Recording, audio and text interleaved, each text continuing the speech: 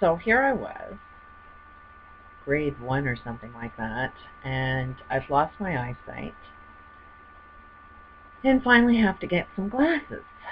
Um, and took a hell of a lot of name calling and, um, instead of asking or taking somebody seriously, letting somebody have their voice and listening to them, I went through another month of like pure friggin' hell because nobody wanted to believe me. Sort of similar to this whole global experience. A lot of us aren't listening to each other. We're not caring about that person. There's patterns within patterns everywhere. It's the same pattern everywhere. So, but there's a meaning to everything. And a lot of messages that I get from God is, you're just supposed to learn this. If I told you the answer to everything, you won't really get it. So all of this life experiences that we're having right now, it's all good. Everything is good because it's like you need to touch that hot stove to know that don't touch it.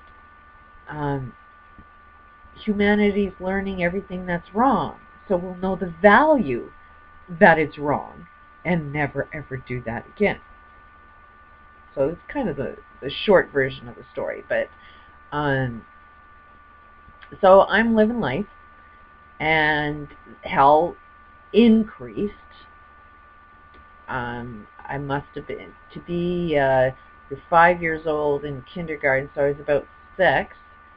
So 6 until I was about 12 years old, I'm wearing glasses the size of Coke bottles. And literally, like, by the time I was 12, going in to get my new glasses, because every 6 months my eyes grew worse. So every 6 months I had to get the glasses thickened. So by the time I was 12, I took a tape measure, and measured the thickness of these friggin' glasses, and they were just a fraction shy of 1 inch thick. They didn't have too good technology back then. So life was hell. Got called a lot of names, and just a really, really horrible experience. Meanwhile, I've got a mother who's into horoscopes that's, looking at the bigness of our world, the macro of our experiences that can predict what's going to happen to you generally. And I mean, she would really do the whole mapping of your horoscope, not just open a book and say, this is what's going to happen to you today. No, she was into when you're born and where the stars aligned. I mean, she was the whole deal. And she would constantly tell me, this is a learning process. There's something you're supposed to learn. So it was a lot easier when that suggestion, keyword suggestion and influence, everything in your universe, every product, couch, food, conversation, everything is a suggestion that influences your belief system. And when you develop some kind of belief system, then that helps you perceive your world, comprehend. Comprehension is really big. You can read a book, but you don't necessarily have to comprehend it. You can live life, but not necessarily comprehend what the meaning of life is. So I'm still very, very young, and not really comprehending, but I've now developed this rule that, okay, this is just something I need to learn.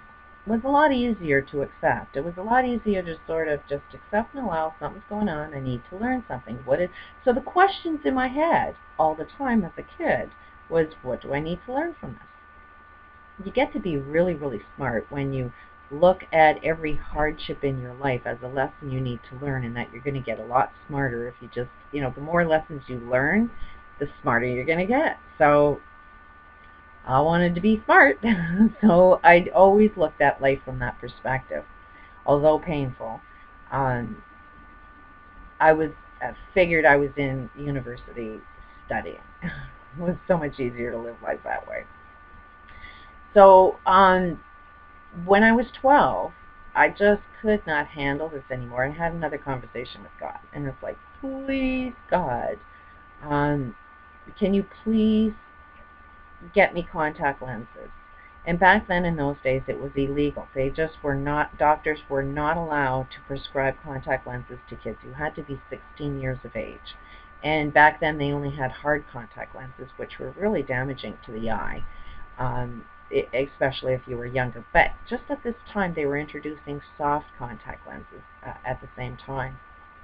So technology and their awareness of the eye was changing. I got a new cat.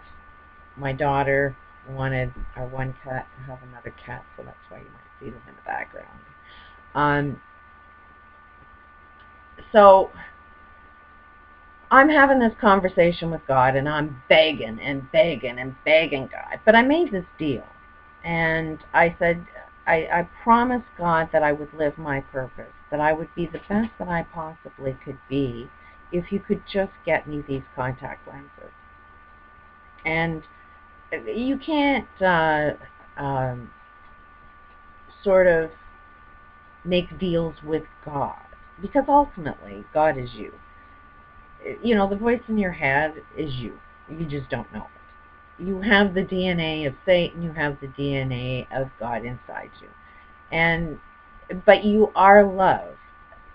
Ultimately, at the root, the only reason your heart pumps is because of love energy. So when you are true to your core self, your loving self, and you make a deal with your loving self, and you mean it, and I mean, it is your life rule.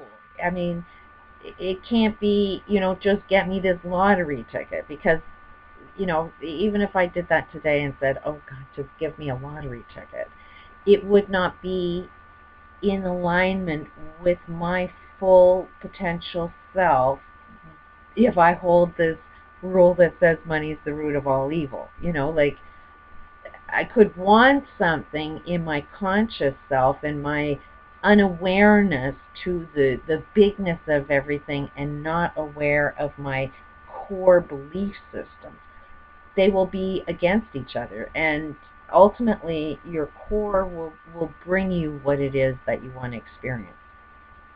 So this deal was one of it's the most unique deal that I made, because I was serious about living my full potential, my best.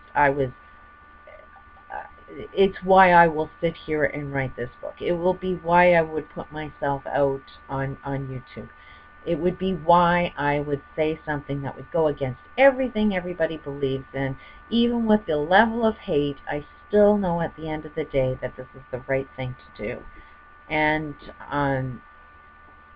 at all times, it's not about you living my rules. It's about you living your rules. The only thing that I can do is put the suggestion, put the influence in there, that sort of, okay, we've got a lot of influences that the world's going to end, and there's going to be a lot of destruction. There has to be something there that influences us to go into, no, we're going to have this big wake up. No, everything's going to be fine. No, everything's going to be great. But I have to be at the core of my oneness, and not just say it, but say it with, well, why? What makes you think everything is going to be good? Why are you just going to fool and manipulate people into believing things are okay when clearly they're not okay? I had to have more information. I had to have more than just be a positive person, because I happen to believe that just being positive don't work. Been there, done that, needed to live a life to figure out that lesson was completely wrong. But anyways, at this particular time, it obviously worked because I was in full alignment with myself. And when you are in full alignment with yourself and make these deals with God, or make deals with your goodness of yourself, you will make it happen. If you want to provide yourself with the worst lesson in hell to learn from, these deals will come true too. But be careful what you wish for, because you may be wishing for your lesson, and your lesson may not feel too good. It may feel good in the moment, but it's something that may cause you pain in the long run, and that pain is something you just need to learn something from it.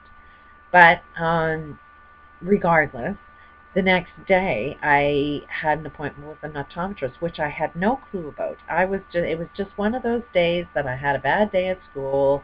A lot of people teased me about my glasses, could not stand it, and it was like, come on, God, you got to give me this miracle.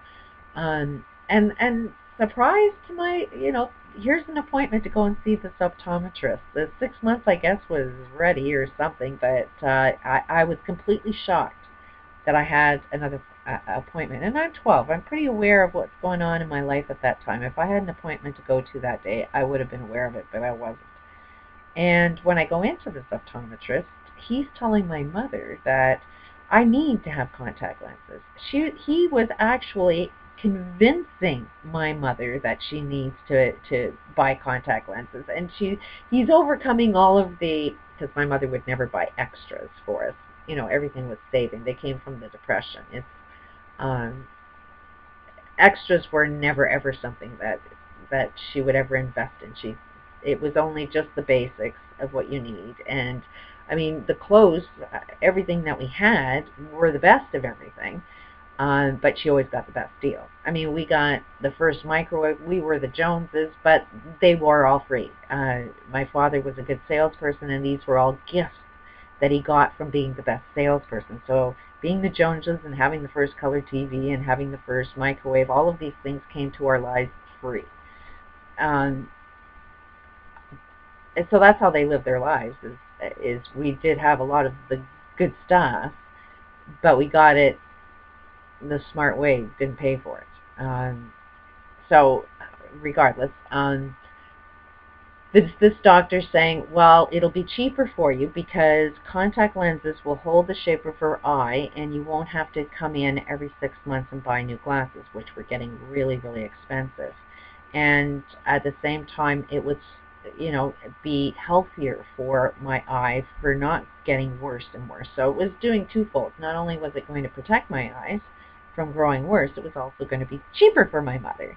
So poof, a miracle happened, and I got contact lenses. So after that happened, it was like, wow, is there a God or what? It's like, then the lesson of, well, I'll make more deals with God. Found out that didn't work. That's why I know that you have to be in full alignment with yourself, that you can't just make deals with God and it works, because it didn't work all the time. And it didn't necessarily make me give up on God. It was more or less, okay, you need to live through hell, so you do have an experience that Satan is real, hell is real, but then a miracle would show up and show you that, well, no, God is real as well. So there's quite a few experiences in my life that I had with God that I'll share more of them. One time, my ex wanted to work, at the time was my husband, and free trade was going on, and a lot of factories were getting shut down, and he decided, instead of working in a factory in Ontario, he wanted to be a park ranger. So in order to be a park ranger, you had to move to the park to be able to apply for the job. So we sold everything we had. We lived in a trailer. We had 4 kids. The baby was just months old, maybe 2 months old. And we lived in a very, very small trailer that we might have picked up for like $500 or something like that. We lived in that for like 4 months. Moved to Alberta, where he was trying to apply for jobs there. And the guy just never felt through on any of his dreams.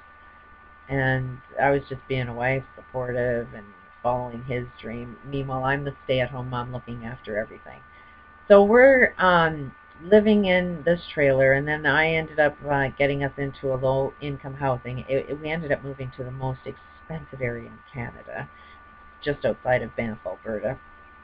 And we end up moving into this low-income housing, which was friggin' hell. I'll continue on